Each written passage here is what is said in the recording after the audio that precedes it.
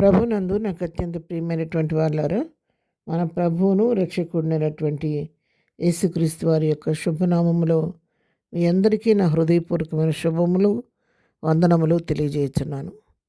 ఉదయకాల సమయంలో దేవుని వాక్యాన్ని ధ్యానం చేసుకుందాము. ఈరోజు వాక్య ధ్యానము కొరకు మనం తీసుకున్నటువంటి లేఖన భాగము యెషయా గ్రంథము 43వ అధ్యాయము 1వ వచనం చదువుకుందాం. అయితే యాకోబు, నిన్ను సృజించిన వాడగు యెహోవా, ఇశ్రాయేలుని నిర్మించిన వాడు ఇలాగ సెలవిచ్చుచున్నాడు, నేను నిన్ను విమోచించి ఉన్నాను, భయపడకము, పేరు పెట్టి నిన్ను పిలిచి ఉన్నాను, నీవు నా సొత్తు. ఆమేన్. దేవుని నామమునకు మహిమ కలుగును గాక. ఈ వాక్య భాగాన్ని మనం గమనించినట్లయితే, మరి యాకోబుతో ప్రభు మాట్లాడుతున్నాడు.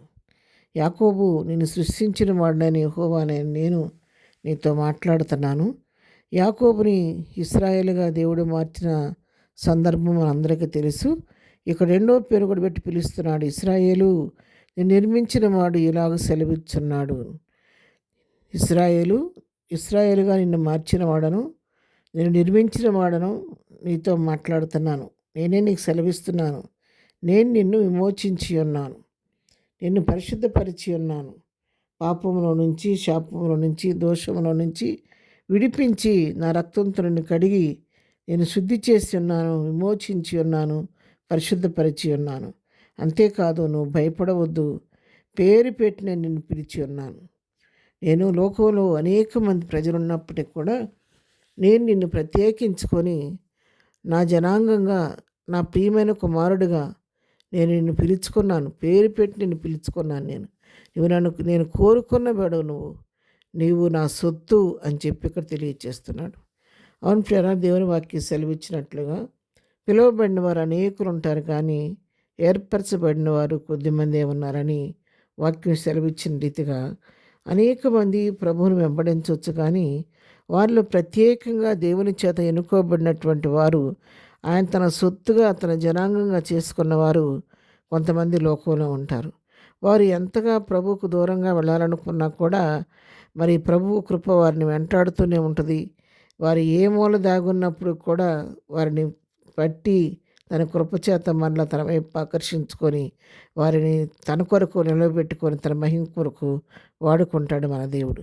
ఇక్కడ యాకోబుతో, ఇశ్రాయేలుతో చెప్తున్నటువంటి మాట, నువ్వు దేనికి భయపడొద్దు, నేను విమోచించి ఉన్నాను, నువ్వు భయపడవద్దు, నేను పేరు పెట్టి నేను పిలుచుకున్నాను, నేను కోరుకున్న వ్యక్తివి, నువ్వు నా సొత్తు అని చెప్పని అతనితో చెప్తున్నాడు. ఆ మాట చెప్పటమే కాదు, ఇంకా ఏం చెప్తున్నాడు తెలుసా? నువ్వు దేనికి భయపడొద్దు, నువ్వు ఒకవేళ జలముల్లో పడి దాటి వెళ్ళాల్సిన పరిస్థితి వచ్చిందనుకో, నేను నీతో కూడా ఉంటాను, నీకు తోడుగా ఉంటాను. నేను ఒకవేళ నదులలో పడి వెళ్ళినప్పుడు కూడా ఆ నీడు నీ మీద పొర్లి పారకుండా నేను నిన్ను కాపాడుతూ ఉంటాను.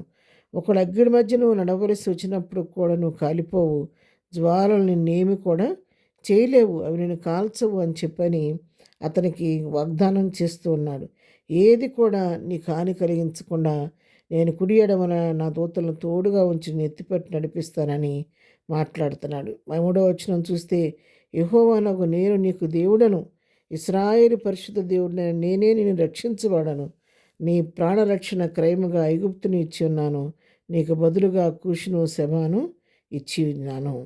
చూసావు, ఇక్కడ అంటున్నాడు కదా, నేను నిన్ను ఎన్నుకున్నాను కాబట్టి, నేనే పరిశుద్ధ దేవుడినైనా నేను నీ దేవుడను, నేను రక్షించేవాడను నేను ఏ పరిస్థితులు ఉన్నప్పుడు కూడా నేను రక్షించటకు నేను సమర్థుడను కాబట్టి ప్రతి కీడు నేను తప్పిస్తానంటాను. 4వ వచనం చూస్తే, నువ్వు నా దృష్టికి ప్రియుడమైనందున ఘనుడు వైద్యం అంటున్నాడు.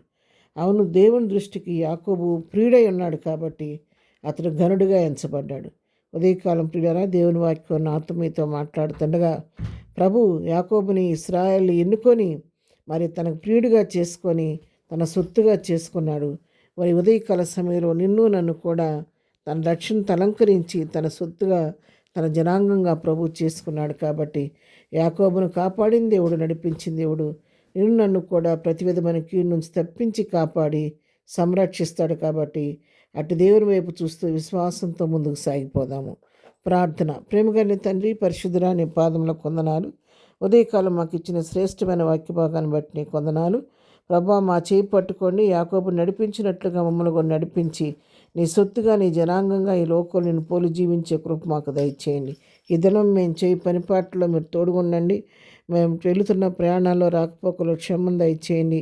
ఈ దినం బర్త్డే మ్యారేజ్ చేసుకునేవాడు నన్ను దీవించండి, ఆశీర్వదించండి. ప్రతి వారి పట్ల కృప విస్తరింప చేయమని యేసునామములో ప్రార్థించడి పొందుకొని ఉన్నాము తండ్రి. ఆమెన్. ప్రభు కృప సదాకాలం అందరికి తోడై నడిపించును గాక. ఆమెన్.